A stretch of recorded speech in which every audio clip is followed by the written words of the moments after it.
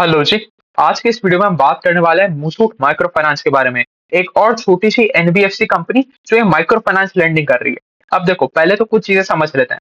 पूरा का पूरा माइक्रो फाइनेंस स्पेस बहुत ज्यादा तकलीफों में से गुजर रहा है। सबकी एसेट क्वालिटी खराब हो रही है। सब लोग अपना लोन बुक ग्रोथ कर नहीं पा रहे, एडीएम में ग्रोथ नहीं आ रहा, डिस्बर्समेंट में ग्रोथ नहीं आ रहा, asset quality gross NP number बहुत स्पाइक कर रहे हैं, नेट एनपी नंबर ऊपर जा रहे हैं, कोई कंट्रोल नहीं आ पा रहा है। तो ये पूरी की पूरी इंडस्ट्री के साथ प्रॉब्लम है। तो अब हमें सिर्फ ये चीज देखनी है कि अभी इन सारे प्लेयर्स में सबसे ज्यादा प्रोटेक्ट करके कौन चल रहा है, कौन सा सबसे अच्छा प्लेयर दिख रहा है। कि भाई देखो, एसेट क्वालिटी सबकी बिगड़ रही है, इसमें सबसे कम किसकी बिगड़ रही है? क्योंकि जिसकी सबसे कम बिगड़ेगी ना, जब रिकवरी आएगी इस पूरे के पूरे स्पेस में, तब सबसे तेजी से भगेगा भी वही, सबसे जल्दी लोन बुक ग्रोथ जिसमें आना शुरू होगा वो भी वही कंपनी होगा। तो इस टाइम पे हमें इस तरीके से नहीं देखना चाहिए कि भाई इस सेक्टर में हम इन्वेस्ट करने को देख रहे हैं। अभी हम इसलिए इस सेक्टर को ट्रैक कर रहे हैं जिससे हमें आगे का पता चले कि भाई इन सब में से सबसे प्रिस्टीन अच्छी क्वालिटी वाली कंपनी कौन सी है, जो जब रिकवरी आएगी, रिकवरी वाले स्पेस में हमें पैसा बना के देगी। तो ये चीज हमें देख के चलना है। अगर हम शुरुआत करें मुथूट माइक्रो फाइनेंस के मार्केट कैप से, तो रफली रफली 3,500 करोड़ रुपए के आसपास का कंपनी का मार्केट कैप बन रहा है। तो छोटा सा ही कंपनी है। और देखो, माइक्रो फाइनेंस है, माइक्रो फाइनेंस का मतलब क्या हो गया? लो इनकम ग्रुप वालों को जाके लोन देने का काम करते हैं। मतलब टियर 4, 5, 6, 7 एकदम गांव वाले इलाकों में जाके लोन देने का काम करते हैं। और उस व्यक्ति को लोन देते हैं जो कभी भी शायद फॉर्मल इकोनॉमी में आया ही नहीं, उसने कभी भी एक बैंक से, एक एनबीएफसी से कभी भी लोन लिया ही नहीं, उसके पास कोई क्रेडिट स्कोर नहीं है, उसके पास कोई क्रेडिट हिस्ट्री नहीं है। वो पहली बार लोन लेने निकला है एक एनबीएफसी से। हो सकता है उसने कभी पहले महाजन महाजन से लोन लिया हो, अब उसको तो हम फॉर्मल इकोनॉमी में कंसिडर कर नहीं सकते ना। तो वो शायद पहली बार एक एक एक बैंक के या एक एनबीएफसी के साथ लोन लेने जा रहा है। उस वाले कस्टमर को ये लोग केटर करने की कोशिश करते हैं। उसमें भी स्पेसिफिकली ये लोग टारगेट करते हैं लो इनकम ग्रुप ब्रैकेट वाले कस्टमर को। मतलब जिनका annual income, family annual income है 3 से 6 लाख रुपए के आसपास का। तो थोड़ा सा जो गरीब आदमी है उसको ये लोग लोन देने का काम करता है। एग्जैक्टली गरीब नहीं, मतलब जो जो हमारे इकोनॉमी में बढ़ने का काम कर रहा है, कि भाई अभी उसका 3 लाख 4 लाख रुपए का पूरा फैमिली इनकम है, उसको जो बढ़ा रहा है। तो अब मुथूट ग्रुप का इस कंपनी के साथ क्या लॉजिक है? जैसा आप देखोगे, ये कंपनी बहुत पुराना नहीं है, ये अभी जनवरी या दिसंबर के आसपास ही कंपनी लिस्ट भी हुआ था। इनसे मुथूट ग्रुप क्या करना चाह रहा है? इससे मुथूट ग्रुप एक डीपर पेनिट्रेशन बनाना चाह रहा है।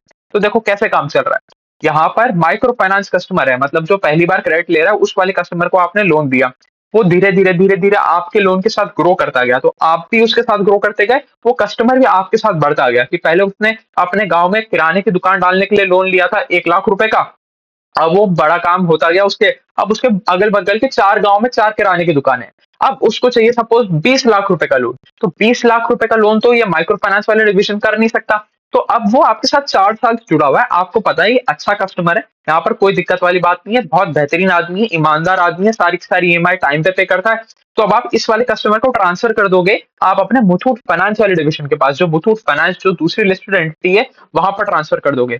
तो एक आदमी को आपने पकड़ा, उसको समझा, और आप उसके साथ बढ़ते गए, उसको अपने साथ बढ़ाते गए, आप उसके साथ बढ़ते गए। तो फिर जब उसको 20 लाख रुपए का लोन चाहिए तो मुथूट फाइनेंस के पास चला जाएगा। तो इस तरीके से ये इस लॉजिक से इस कंपनी को लेके आए थे कि हमारा पेनिट्रेशन और ज्यादा बढ़ेगा और हम और ज्यादा लोन कर पाएंगे। तो इस कॉन्सेप्ट से कंपनी आया था, ये चीज भी हमने समझ ली। अब आ जाते हैं, पहले कर रहे थे गाइडेंस के बारे में बात की, कंपनी पहले कितने का गाइडेंस देके चलती थी। अभी तो कंपनी ने गाइडेंस को रिवाइज कर दिया है, वो रिवाइज गाइडेंस के बारे में भी हम बात करेंगे। बट अभी तक कंपनी ने पूरे FY 25 के लिए एयूएम का गाइडेंस दिया था 25% का ग्रोथ, 24-25% के कंपनी ने ग्रोथ गाइडेंस दिया था। अब उसको क्या रिवाइज किया वो आगे चल के हम स्थिति देखेंगे। बट अभी हम देख लेते हैं एयूएम में ग्रोथ कितना आया। अगर एयूएम ग्रोथ के बारे में बात करूं तो 15.2% के आसपास का एयूएम ग्रोथ आ रहा है। और अगर हम बात करें तो इनका लोन बुक साइज पहुंच गया है 12,000 करोड़ के लगभग का। अगर हम डिस्बर्समेंट ग्रोथ के बारे में बात करें तो डिस्बर्समेंट ग्रोथ तो नेगेटिव है, -1% ओवर वाई लेवल। तो प्रॉब्लम्स यहीं से हमें दिखना चालू हो गई हैं कि आप गाइड कर रहे थे 25% लोन बुक ग्रोथ का, 25% आया नहीं, 15% ही आया। पिछले क्वार्टर में भी ये लोग रह गए थे, पिछले क्वार्टर में ये लोग 25% कर नहीं पाए थे, 21% के आसपास ही किया था। अगर हम बात करें डिस्बर्समेंट ग्रोथ की, डिस्बर्समेंट जब तक आप करोगे नहीं ढंग से, आपका 20-30% के आसपास से डिस्बर्समेंट नहीं होगा, तब तक आपका लोन बुक ग्रोथ कैसे आएगा? तो यहाँ पर हर यही शुरुआत से हमें प्रॉब्लम देखनी शुरू हो गई है। जो हम कहानी बना रहे थे कि पूरा का पूरा सेक्टर प्रॉब्लम में है, तो ये भी उसी सेक्टर का पार्ट होने की वजह से प्रॉब्लम्स में हमें स्टार्टिंग से ही दिख रही है। बट देखो, एक चीज समझते हैं, ये जो मुथूट है, मुथूट का जो पेरेंट कंपनी है, उसका एक रेप्यूटेशन है बाजार में कि भाई ये कंपनी बहुत अच्छी तरीके का लोन करता है, अपनी एसेट क्वालिटी ज्यादा नहीं बिगड़ने देते, आप सब कुछ अपने कंट्रोल में रख के चलते हैं। तो इस वजह से आप देखोगे यहाँ पर भी ये लोग बहुत कंजर्वेटिवली लेंड करते हैं। अगर आप देखो कि जैसे इनकी एसेट क्वालिटी में प्रॉब्लम आने लग जाती है ना, ये डिस्बर्समेंट वगैरह रोक देते हैं, एयूएम ग्रोथ को स्लो डाउन कर देते हैं, तो ये उस तरह की कंपनियों में से है जो आपको लगातार ग्रोथ दिखाता रहेगा। ऐसा नहीं होगा जैसे फ्यूचर माइक्रो फाइनेंस के साथ हो गया कि वो बिजनेस से ऑलमोस्ट बाहर हो गया कि हमने तो घाटा ही रिपोर्ट कर दिया। तो ये कंपनी में आपको वो चीज नहीं देखने को मिलेगी, but rate of growth slow down हमें जरूर देखने को मिल रहा है। और जब भी किसी भी कंपनी का अगर रेट ऑफ ग्रोथ नीचे आता है, तो अच्छी चीज तो किसी भी एंगल से नहीं होती, कभी भी मार्केट उस चीज को रिवॉर्ड करेगा ही नहीं। अब आप एक चीज समझो, अगर आप एग्जाम पेपर दे के आए हो और पेपर देने के बाद आप बोल रहे हो मेरे 100 में से 90 नंबर आएंगे, और जब आपका रिजल्ट आ रहा है, रिजल्ट में पता चल रहा है आप 100 में से 60 नंबर लेके आ रहे हो, होने को तो आप पास तो हो रहे हो, बट आपका एक्सपेक्टेशन कितना था, 90 नंबर के आसपास का, और आपने डिलीवर कितना किया, 60 नंबर। तो ये जो डिफरेंस है ना, ये मार्केट इस चीज को पनिश करता है, जो हमें इस स्टॉक के साथ देखने को भी मिल रहा है। आगे चल के हम वैल्यूएशन के ऊपर भी चर्चा करेंगे, उसके लिए भी आप इंतजार करो। देखो, लास्ट में सारी चीजों के बारे में चर्चा करते हैं, अभी देख लेते हैं कंपनी चल किस तरीके का रहा है। अगर हम बात करें, मैनेजमेंट सीधी सीधी चीज बोलता है कि भाई ये जो स्लोअर एयूएम ग्रोथ है, ये इसी वजह से है क्योंकि पूरे के पूरा माइक्रो इकोनॉमिक जो ट्रेंड्स हैं वो ठीक नहीं चल रहे हैं। हमारा जो एंड कस्टमर है वो बहुत ज्यादा ओवर लेवरेज हो चुका है, मतलब उसने मुथूट से भी लोन ले रखा है, उसने फ्यूजन से भी लोन ले रखा है, उसने यूक्रो से भी लोन ले रखा है, उसने अरमान से भी लोन ले रखा है। अब उसने 4 जगह से लोन ले रखा है और उसकी औकात नहीं है 4 जगह से लोन रीपेमेंट करने की। इसकी वजह से कस्टमर डिफॉल्ट कर रहा है। अब ऐसे टाइम पर अगर हम अपना डिस्बर्समेंट बढ़ाएंगे, अपना एयूएम को बढ़ाने की कोशिश करेंगे, तो एंड ऑफ द डे हमारे पास जो कस्टमर है वो तो कांस्टेंट ही है ना, कि भाई ये 100 लोग हैं जो हमारे माइक्रो फाइनेंस स्पेस में हम इनको लेंडिंग कर सकते हैं। अब सारी कंपनी इन्हीं 100 लोगों को टारगेट कर रही है। तो अगर हम अब जबरदस्ती अपना डिस्बर्समेंट का पेस ऑफ ग्रोथ या एयूएम का पेस ऑफ ग्रोथ बढ़ाना चाहेंगे, तो हम अपने पोर्टफोलियो में रिस्क बढ़ा लेंगे, क्योंकि हम ऑलरेडी लेवरेज कस्टमर को और ज्यादा क्रेडिट दे देंगे, वो और भी ज्यादा लेवरेज हो जाएगा, और एंड ऑफ द डे क्या होगा, हमारा gross NP net NP numbers बढ़ जाएंगे। तो ये चीज हमें देखना पड़ेगा। तो यही कहानी थी। अगर हम बात करें कंपनी के रेट एक्सपेंशन की, भाई ब्रांच एक्सपेंशन किस रेट पे हो रहा है, क्योंकि देखो जब आप माइक्रो फाइनेंस करते हो तो आपको ये चीज समझनी पड़ेगी कि बहुत ज्यादा यहाँ पर डिजिटल पेनिट्रेशन होता नहीं है। भाई हाँ, आप एक बार जो आपका एनबीएफसी उसकी दुकान पे आ गए, ब्रांच पे आ गए, तब फिर आपने कस्टमर का ऐप डाउनलोड करवा दिया, सारी चीजें वहां से करा दी, एक बार सारा का सारा ईएमआई भी डिजिटल हो गया। बट जब तक लोन डिस्बर्समेंट नहीं होता, तब तक आपको ब्रांच खोल के रखना पड़ेगा। आपका ब्रांच नेटवर्क ही आपको next leg of AUM growth लाके देगा। तो यहाँ पर ब्रांच एक्सपेंशन भी बहुत ज्यादा इंपॉर्टेंट हो जाता है, और उसका पेस भी हमें थोड़ा सा गिरता हुआ ही देखने को मिला है। पहले जिस रेट पे ब्रांच खोला करते थे, उससे थोड़ा सा कम रेट पे खोल रहे हैं। अगर हम इस क्वार्टर के बारे में बात करें, तो इस क्वार्टर में इन्होंने 31 नई ब्रांचेस खोली, और टोटल ब्रांच काउंट पहुंच गया 1593 के आसपास। अब अगर हम थोड़ी सी बात करें कॉस्ट ऑफ फंड्स के बारे में और यील्ड ऑन एडवांसेस के बारे में, तो दोनों ही चीजें नीचे आ गई। तो एक कस्टमर को क्या कर रहे हैं, एंड कस्टमर को थोड़ा सा डिस्काउंट दे रहे हैं। अब देखो क्या है, अगर आपको पता चल रहा है कि भाई आपका कस्टमर ओवर लेवरेज्ड है, अब ऐसे टाइम पे अगर आप यील्ड बढ़ा दोगे, तो फिर वो उसके बिल्कुल ही पॉकेट से बाहर चली जाएगी चीज, कि भाई वो 1000 रुपए का ईएमआई नहीं भर पा रहा था, 1200 रुपए का कहां से बढ़ेगा। तो अगर आप अपना यील्ड को कम कर पा रहे हो, सस्टेनेबली कम कर पा रहे हो, तो ये बहुत ही अच्छी चीज है जो ये कंपनी कर भी पा रही है। तो इनका आप देखोगे, इनका स्प्रेड में फर्क नहीं पड़ा, इनके निम्स में फर्क नहीं पड़ा, जबकि दोनों के दोनों इंक्रीज हुए। तो इन्होंने सामने वाले कस्टमर का रेट ऑफ जो इंटरेस्ट रेट था उसको नीचे घटा दिया, और अपनी कॉस्ट ऑफ बोरिंग को भी कंट्रोल कर पाए, उसको भी नीचे लिया है। इसकी वजह से इनको बहुत ज्यादा फर्क नहीं पड़ा। इसी वजह से आप देखोगे इनकी यील्ड्स एक्सपैंड कर गए। तो ये बहुत अच्छी स्थिति है, तो ये भी काम इन्होंने अच्छा किया। बट बात वही है, आपका एक आधे मीटर का अच्छा होने से कोई फर्क नहीं पड़ता। एंड ऑफ द डे जो मैटर करती है चीज, वो है एयूएम ग्रोथ, और एयूएम ग्रोथ आप ला नहीं पा रहे हो। जितना गाइडेंस दे रहे थे उतना तो बिल्कुल भी नहीं ला पा रहे हो, आस पास भी नहीं है। अच्छा चलो, अब अगर हम आगे चलें, तो उसके बाद अगर हम देखेंगे इनके इनके क्रेडिट कॉस्ट के बारे में अगर हम बात करें, या एसेट क्वालिटी के अगर बारे में हम बात करें, तो इनका वो भी ऊपर की तरफ ही गया। इनका अगर मैं ग्रॉस एनपीए की बात करूं, तो 2.1% से 2.7% हो गया है क्वार्टर ऑन क्वार्टर लेवल पे। और अगर वाई वाई लेवल के बारे में बात करें, तो 2.3% से 2.7% हो गया, ये भी ऊपर गया। नेट एनपीए भी खराब हो गया। तो ओवरऑल जो पूरी की पूरी इंडस्ट्री का ट्रेंड था, मुथूट का भी वो ट्रेंड है, और कोई बहुत अच्छा काम इन्होंने नहीं किया है। बट हाँ, आप जरूर ये कह सकते हो कि अभी चीजें आउट ऑफ कंट्रोल नहीं गई हैं, बट अच्छी तो नहीं दिख रही है यहाँ पर भी। अब आ जाते हैं रिवाइज गाइडेंस के ऊपर, थोड़ी सी बात कर लेते हैं। अगर हम देखें, कंपनी पहले गाइडेंस कर रही थी एक बैंक का 25%, अब उसको ले आई है 10 to 12% के आसपास। इस क्वार्टर कितना किया 15%, पिछले क्वार्टर कितना किया था 21%। मतलब इसके बाद तो कंपनी कहना चाह रही है कि आगे आने वाले जो 2 क्वार्टर हैं वो इससे भी खराब जाने वाले हैं। तो आप देखो बिल्कुल सिंपल सा लॉजिक समझते हैं। जब आज आपको एक चीज़ पता चल रही है कि आगे आने वाले 2 क्वार्टर खराब जाने वाले हैं, तो आज आप इस कंपनी में इन्वेस्टेड क्यों रहोगे? आपको यही चीज़ आगे का देखना पड़ेगा थोड़ा-सा कि भाई अगर कंपनी का मैनेजमेंट खुद जो कंपनी चला रहा है, जो सारा का सारा डिस्बर्समेंट देख रहा है, जिसकी कंपनी की हर रोज़ नज़र है, वो कह रहा है कि भाई हम 10-12% पे ग्रो कर पाएँगे, तो फिर आप एज़ अ शेयर होल्डर कैसे पैसा बना के निकलोगे?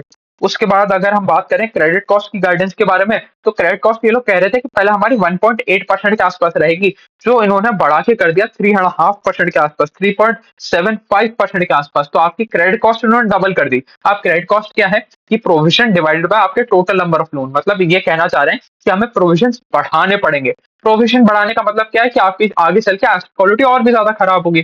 तो देखो, जो एक फाइनेंस कंपनी में हम डरते हैं चीजों को देखने से कि भाई आपकी एसेट क्वालिटी खराब हो, आपका एयूएम ग्रोथ ना आए, वो सारी की सारी चीजें इस कंपनी में हो रही हैं।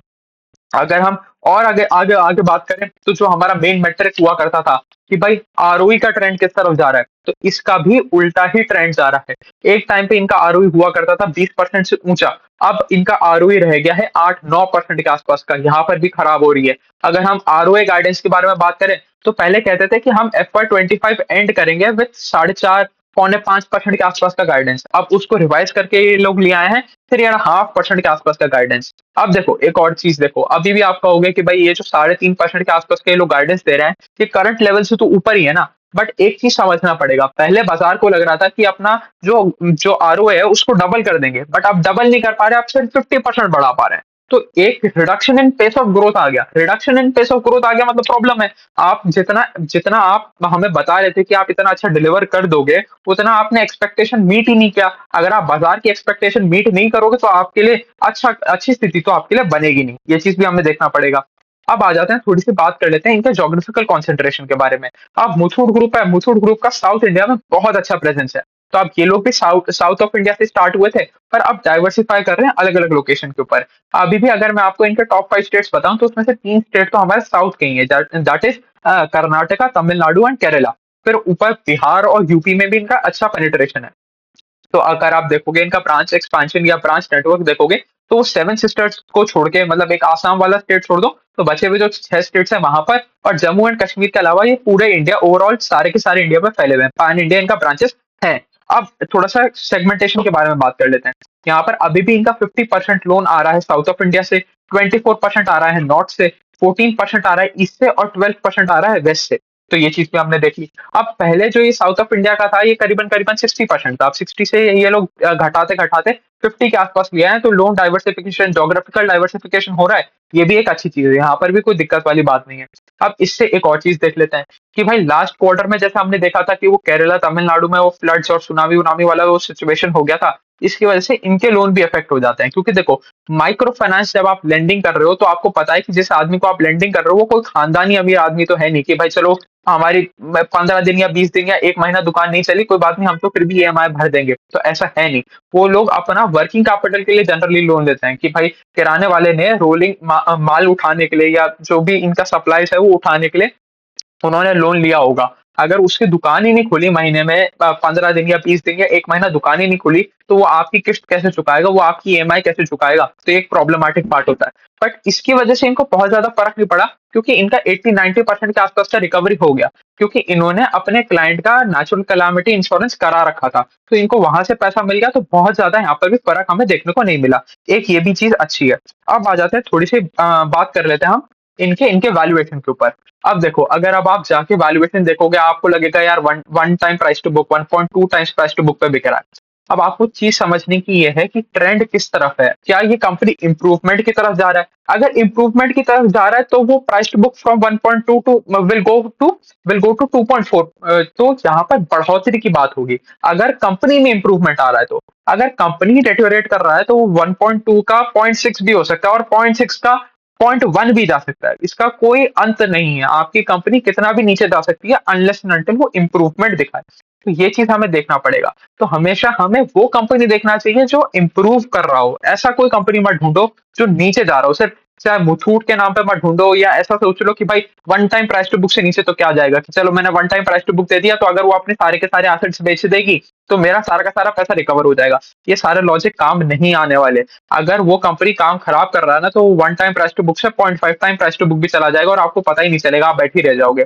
तो हमेशा वो कंपनी देखो जो इम्प्रूवमेंट शो कर रहा है। अभी जैसे पूरा का पूरा माइक्रो फाइनेंस स्पेस अच्छी स्थिति में नहीं है, बहुत बुरा हाल है इन सब का, फिर भी ट्रैक ज़रूर करते रहना है क्योंकि जब इनमें ऐसा तो है नहीं ये आजीवन खराब रहेंगे। अभी और 6 महीने बाद, साल भर बाद इनमें वापस रिकवरी आएगी। तो रिकवरी के टाइम में हमें पता होना चाहिए कि जब तकलीफ आई थी तो सबसे अच्छी कंपनी कौन-सी बन के निकली थी। आपने सारे के सारे जो भी खराब मैट्रिक्स थे सबसे अच्छे सँभाल के किसने रखे थे। अपनी एसेट क्वालिटी को सबसे ज़्यादा सँभाल के कौन-सी कंपनी रख पाई थी।